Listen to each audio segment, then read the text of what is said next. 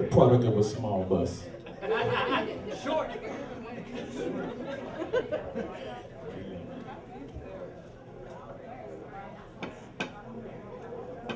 Good evening. I am Mr. Speaker. The title of the poem is Buffalo Soldier. Nah, ain't no dreadlocks. Skip the next part. Born in battle, named by their Indian foes, served this country well, though most don't even really know. Buffalo soldiers are what they were named because they helped clear and settle the open range. They also served in the Revolutionary War, and that's no doubt. And they served in the Civil War for the North and the South. The North promised them freedom if they served, while the South forced them to duty, but kept them in the reserves.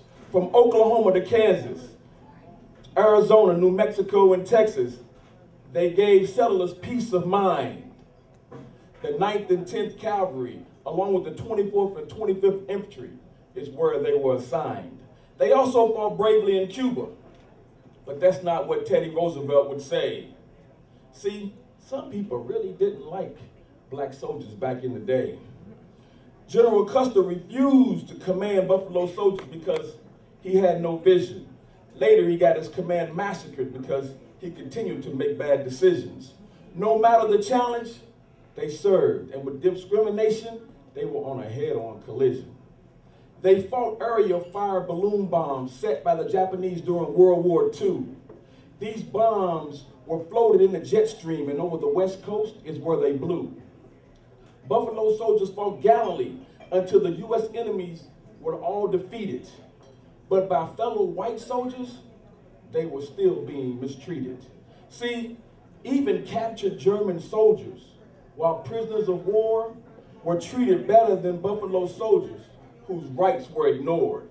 Because while Americans were fighting oppression, Nazis in their formations, they were still practicing segregation, teaching racism, and breeding discrimination. But that did not stop Buffalo soldiers back in the day, and it did not hamper other service personnel who helped pave the way.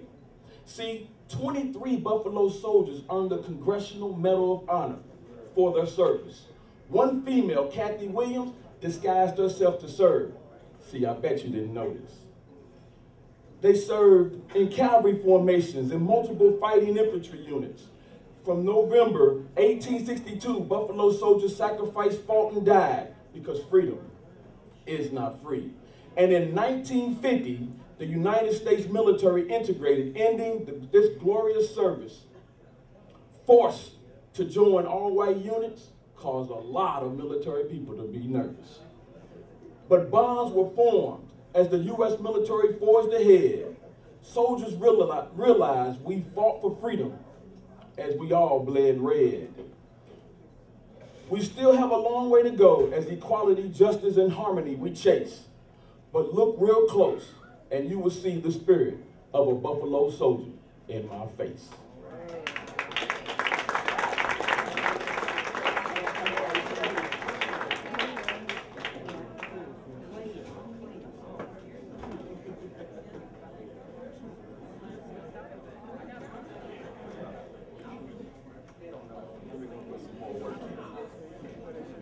You know, a year of doing anything in these days is an accomplishment. So these poets going in for free, you know, that's a lot. And because I do a lot of history, black ghosts coming up here talking about word and all the poets. This poem is entitled History of the Word. History of the Word. I know I need some water too now. It smells like I'm eating cotton. In the beginning, there was the Word, and that Word was spoken. The simple combination of words in this world was awoken. From Africa through the Middle East, Europe, Asia, the word touched all places.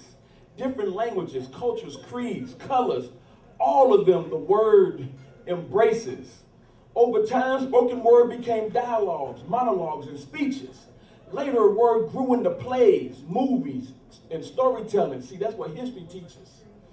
Once spoken word was joined with music, they formed a lasting combination, providing lyrical enjoyments, exhilaration, and for some, complete relaxation. From poetic, rhythmic word patterns to celebratory combinations, to your religious renditions, to sexual gyrations. Spoken word is the source from which all things flow. Thoughts form in your brain and out of your mouth. They must go. That is, if you want your thoughts to ever take form or flight. Some of us have to put poems on paper, then edit them, and then we will recite. Writing is freedom, revolutionary, and it is a way to relieve and release stress. True writing is fearless, full of expression, because it is completely boundless. To my poetic expression poets, my people, here is my prayer that I'm sending through. May similes slide off your tongue, and may your metaphors melt those listening to you. Yes, sir. Yes, sir. May your rhymes ripple as you harden nipples while hitting verbal triples and home runs. May your tongues never be forked and your words never twisted or bit. And may you receive finger snaps while you spit. Shouts out to all my true poets listening to me right now. See, I know you carry words in your head like passengers until you write them down. Once those thoughts are put on paper, it's like you finally can get your mind some release. That is the first time that a poet can find some poetic peace.